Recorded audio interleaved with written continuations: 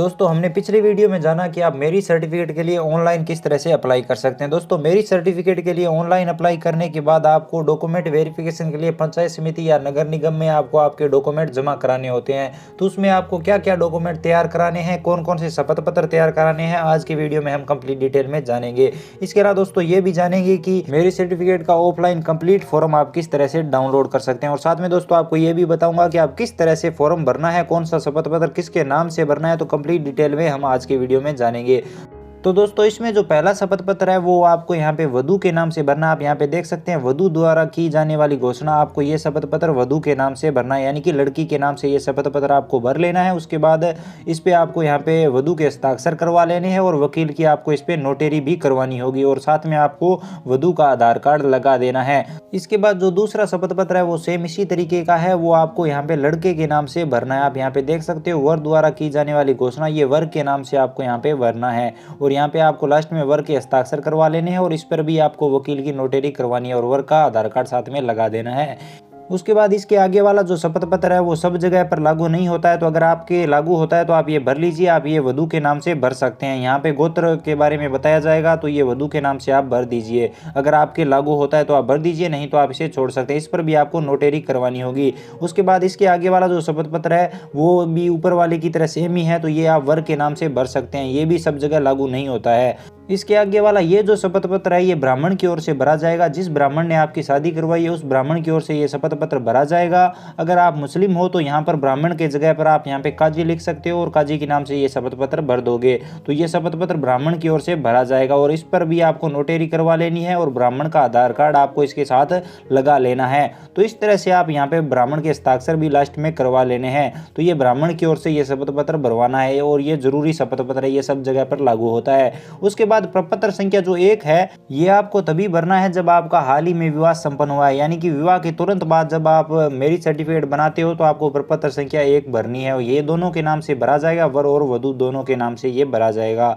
अगर आप ये प्रपत्र भरते हो तो आपको इस पे 2 पासपोर्ट साइज फोटो चिपकाने होंगे। तो चलिए मैं आपको बता देता हूँ कि कहाँ पर पासपोर्ट साइज फोटो चिपकाएंगे। तो आप यहाँ पे देख सकते हैं सबसे पहले आपको यहाँ पे वर का नाम लिखना है, उसके बाद यहाँ पर कन्या का नाम लिखना है, उसके बाद यहाँ पर दोनों के एक एक पासपोर्ट साइज फोटो यहाँ पे आपको चिपका देने हैं।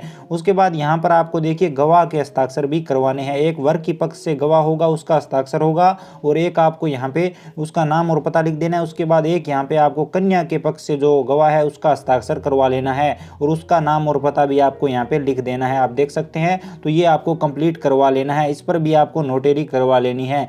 तो इस तरह से आपको यहाँ पे प्रपत्र संख्या 1 कंप्लीट कर लेना है। उसके बाद ये जो प्रपत्र 3 है इस पे आपको दोनों का एक संयुक्त फोटो साथ में लगाना है। तो यहाँ पे फोटो साथ लगा दीजिए और ये दोनों के नाम से भरा जाएगा। तो यहाँ पर आपको एक फोटो चिपका देना है जो दोनों का साथ में हो, यानी पति और पत्नी का फोटो यहाँ पे आपको चिपका देना है। उसके बाद यहाँ पर प्रपत्र जो 4 है वो आपको तब भरना है जब आपका विवाह बहुत पहले संपन्न हुआ हो और आपका मैरिज सर्टिफिकेट अब तक ना बना हो। तो आप यहाँ पे प्रपत्र 4 भर सकते हैं। अगर आपको जरूरत हो तो प्रपत्र 4 भर लीजिए, अगर जरूरत ना हो तो आप इसे छोड़ सकते हैं। तो वो भी सेम ही तरीके से आपको भरना है। दोनों का पति और पत्नी का नाम आएगा, पासपोर्ट साइज फोटो आएंगे और गवाहों के यहाँ पर हस्ताक्षर और नाम और पता आएगा। तो उसी तरीके से आप ये भर सकते हैं।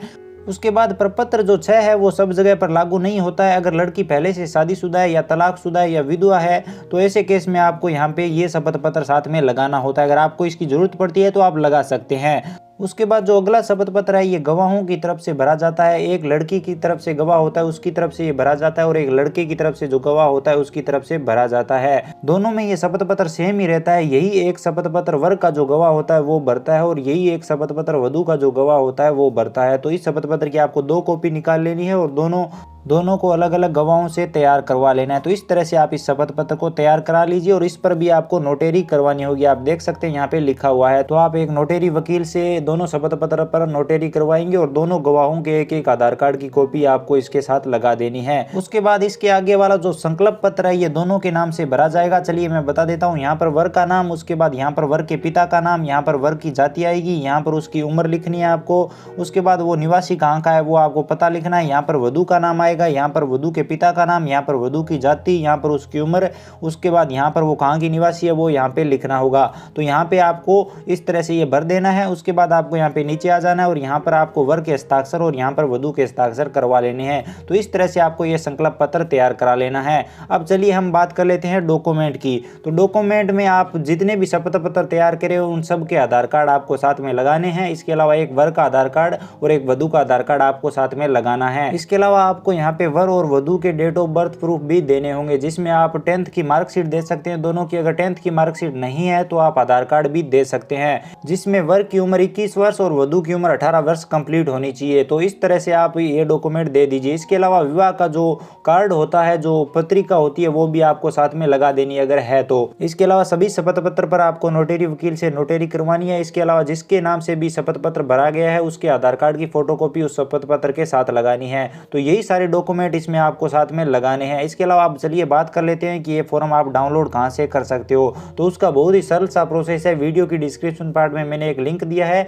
उस लिंक पे आप जैसे क्लिक करेंगे तो आप इस फॉर्म को डाउनलोड करके आसानी से प्रिंट कर पाएंगे। वीडियो की डिस्क्रिप्शन में मैंने शपथ पत्र के साथ कंप्लीट फॉर्म दे दिया है, जिससे आपको अलग अलग कोई भी शपथ पत्र या अलग फॉर्म डाउनलोड नहीं करना पड़ेगा। तो दोस्तों इस तरह से इस फॉर्म को प्रिंट करके आपको तैयार कर लेना है। उसके बाद आप अगर ग्रामीण क्षेत्र से हो तो आपको आपकी ग्राम पंचायत में से जमा करवाना है। अगर आप शहरी क्षेत्र से हो तो आपको आपकी नगर पालिका में आपको इसे जमा करवाना है। उसके बाद आपका मैरिज सर्टिफिकेट जारी कर दिया जाएगा और आसानी से आप ऑनलाइन उसे डाउनलोड कर पाएंगे। तो दोस्तों आई होप ये जानकारी आपको पसंद आई होगी। अगर वीडियो पसंद आया तो लाइक करें, शेयर करें और अगर आपने अब तक चैनल को सब्सक्राइब नहीं किया है तो चैनल को सब्सक्राइब करके बेल आइकन को प्रेस कर लीजिए। इसके अलावा अगर आपके मन में कोई सवाल या सुझाव है या फिर कोई कंफ्यूजन है तो वीडियो के कमेंट में जरूर बताएं। धन्यवाद दोस्तों।